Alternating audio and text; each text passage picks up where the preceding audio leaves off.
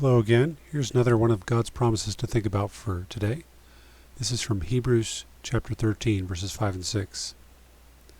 Keep your lives free from the love of money, and be content with what you have, because God has said, "Never will I leave you, never will I forsake you." So we say with confidence, "The Lord is my helper. I will not be afraid. What can mere mortals do to me?" So the first thing he says is to keep our lives free from the love of money. And this is a good reminder of what Jesus said in Matthew 6:24, that no one can serve two masters. Either will serve God or money. We can't serve both. And also 1 Timothy 6, verses 8 through 10, where Paul talks about the love of money is the root of all evils, many types of evil, and some by longing for it have wandered away from the faith and pierced themselves with many a pang. And also verse 8, if we have food and covering, with these we should be content.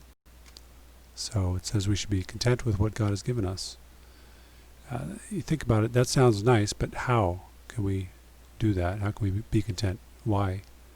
And so here it says, because God has said, never will I leave you, never will I forsake you. So because we have God himself, that allows us to be content with what we have materially. And then he quotes some passages here, Deuteronomy 31, 6 and verse 8, and Joshua chapter 1, verse 5. Never will I leave you, never will I forsake you. And then he quotes Psalm 118, verse 6. The Lord is my helper, I will not be afraid. What can mere mortals do to me? Now it's interesting, these passages were originally given to the Israelites. Originally Moses spoke the Deuteronomy passage. To Joshua was given that other passage, and then the Psalms. But this author applies it to us, believers in Jesus.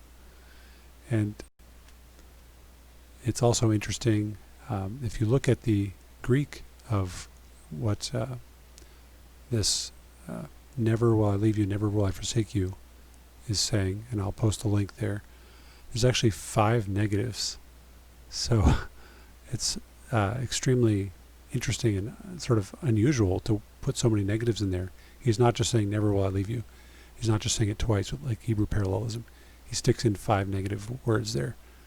So it's basically literally, no, never will I leave you. No, never will I forsake you. So he's saying this very powerfully, and God always keeps his promises. So for those of us who are believers in Jesus, something to think about for today, that we can be content because we have God. And we can say with confidence, the Lord is my helper, I will not be afraid. What can mere man do to me? And think about, he will never leave us, he will never forsake us, he will keep his promises.